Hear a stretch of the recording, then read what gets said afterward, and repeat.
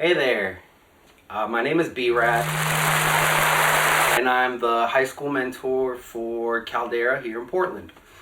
So my intention with this video is I just kind of want to check in with everybody and offer up a couple of ideas of activities that you can do around the house with some things you may have lying around the house. The first activity that I'm going to show y'all how to do is making a terrarium. So you'll need a few things. You'll need a container for this to go in, and you can do, if you have like an old fish bowl or a cookie jar or any other sort of large glass container would be good. You can also use like an old to-go container, or even if you have like an old yogurt container. We're also going to make one today with a mason jar. We also will need some soil. You may have a little bit of a bag lying around, or sometimes I take them from like other plants and like break bigger plants apart to make smaller container plants. And you can get some soil that way if you don't have any in the bag. You are also going to need a few tools. So if you're going to be dealing with anything that might have some thorns in it, like a cactus, you're going to just want to make sure you have some gloves. I have this little shovel and just like an old butter knife that I can kind of use to dig up a little bit. And last of all is you're going to need some plants. So you can come across these in different ways. Sometimes I just salvage old ones, or people give me plants, and I kind of take them apart a little bit and plant them back. So for example, this plant used to be all in one of them, and it wasn't doing so well, so I broke it apart and can make like little smaller ones out of it. Or you can kind of find them. This one I found in a pot in a garbage, and I kind of peeled away all the dry stuff and found that there's still some green ones in there. So I've been kind of watering those and getting those ready to plant. So you got your materials there, and I'm going to take you through the steps of putting a terrarium together. So I'm going to show you two different methods. One is if you have something that has a bottom that has no breathability or holes, and another is if you have the containers, like the pots that the plants come in, or this yogurt container that I basically with a nail hammered some holes in there. You can also do it with a drill. Just make sure that you're being careful and minding safety always. So with the mason jar, I just take a few pebbles that you may have lying around and get a little base there for those. Get some soil. I do have the little shovel tool, but I usually use that more for more like precise and getting things around the edge once I have the plant in there. So I'll just kind of get in the dirt, fill it up a little bit of the ways, and get ready to put your plant in there. So I got this little piece there, and as you can see, there's some roots, or you may not be able to see, but there's some roots going there. And I just want to make sure that the roots are in the soil and have a good foundation, and get it in there. And you may want to just put a little bit of extra around the edges. And you just want to make sure that it's not wiggling around, that it's pretty secure in there and rooted, and to give it the best chance to catch those roots in the soil and be able to grow. So I don't need to put pebbles because there's holes in the bottom of this yogurt container already. And I'm basically going to do the same thing real quick. Put the soil in there. I'm going to put it to the top this time. And I got one of these succulents that I have found, and I'm just going to kind of carefully but quickly, and making sure that I keep track of where the root is at, peel away all this dry stuff. And I can see that there's still some live plant in there, still green. I got the root. With the butter knife is sometimes how I build the base for the placeholder to put the root in. And just kind of fill the soil in around. And you got yourself a little mini terrarium. I just water it with this spritzer from like a hair thing or whatever. Want to be careful not to overwater them. And decorate if you'd like. Got a little dinosaur friend there. And that's it for terrariums. Let's move on to something else.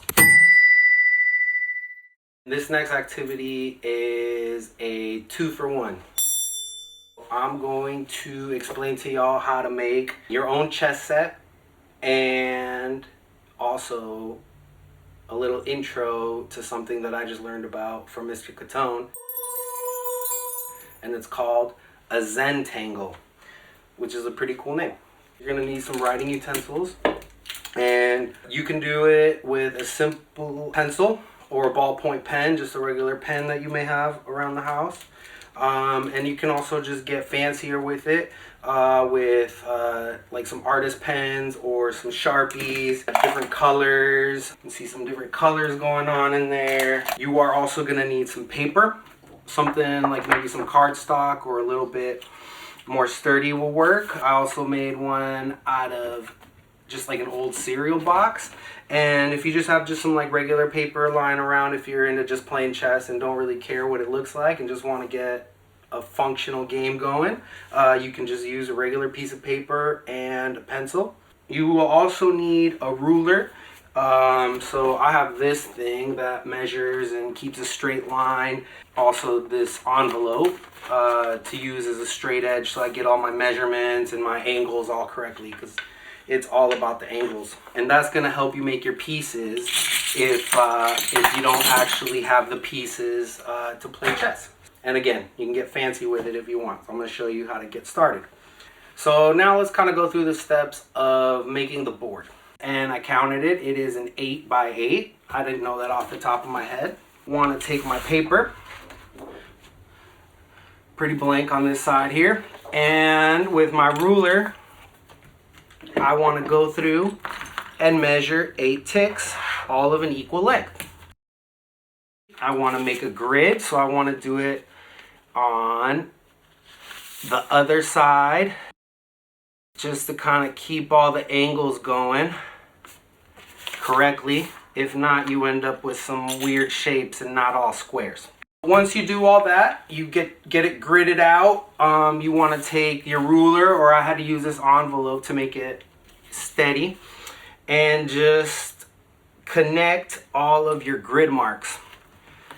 And you connect them all, and it takes a little bit of time, and make sure you got all the angles correctly. And when you're done, you'll end up with something that looks, let's go with this one, kind of looks like that. And you can see up here I messed up earlier my count, but this portion down here is great. And then you want to make this kind of checkerboard pattern. So that's a pretty basic one. I just took the Sharpie and did the checker pattern like that. And what I kind of want to bring in back up is this Zentangle thing. And it's this new thing that Mr. Catone showed me about. And it's kind of like a coloring book type of activity, where you just kind of make little patterns over like that, and just kind of follow patterns in the different boxes like that. So you can see that's how I decorated this one. And you can incorporate color too. So however you want to decorate it, you can keep it simple or get creative with it. Alright, I got this chess set and I don't have anybody to play with because I'm in quarantine. What you can do is you can find somebody else that has made their own chess set.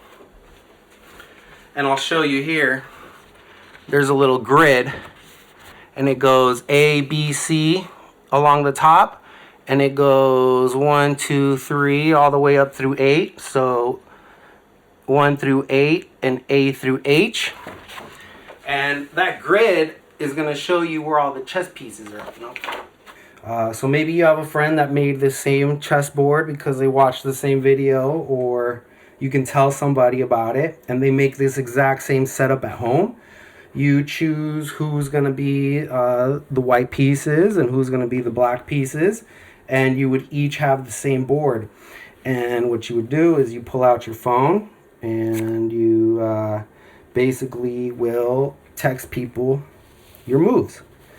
And that's where the grid kind of comes into play. So there's a traditional way of doing it where you see this move right here is P for pawn and E4.